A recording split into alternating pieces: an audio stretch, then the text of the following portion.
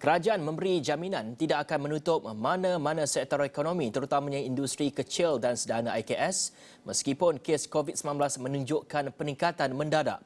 Menteri Perdagangan Antarabangsa dan Industri MITI Datuk Seri Muhammad Azmin Ali berkata, ia mengambil kira kesan negatif terhadap ekonomi dan kadar pengangguran yang berlaku rentetan pelaksanaan Perintah Kawalan Pergerakan PKP pada tahun 2020 lalu.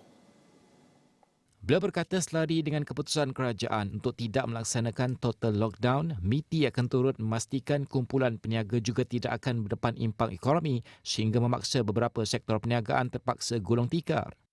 Ya, kerajaan telah pun mengumumkan tidak ada lagi pelaksanaan PKP kerana kesan kepada ekonomi besar dan kesan kepada unemployment juga besar. Sebagai contoh, pada awal tahun 2020 ketika kita laksanakan total lockdown, kadar pengangguran negara meningkat kepada 5.3%, sehingga kan 826,000 rakyat Malaysia kehilangan pekerjaan. We can't afford to impose another total lockdown. Apa yang kita buat berdasarkan data dan sains, kita lebih bersasar. Sekiranya ada kenaikan, kita lebih menggunakan data dan sains untuk mengambil langkah-langkah kawalan. Ini yang akan kita lakukan. Beliau berkata demikian selepas menghadiri Majlis Makan Malam Tahun Baru Cina bersama pemain industri IKS kawasan Tangkak, Pagoh Muar di Dewan Jubli Intan Sultan Ibrahim, Tangkak pada malam Ahad.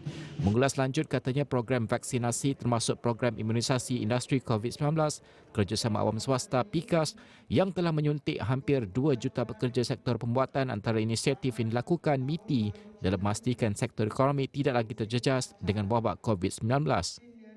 Katanya ekonomi negara juga tidak akan lagi mampu menanggung impak pelaksanaan total lockdown yang mengakibatkan kira-kira 826,000 rakyat Malaysia hilang pekerjaan.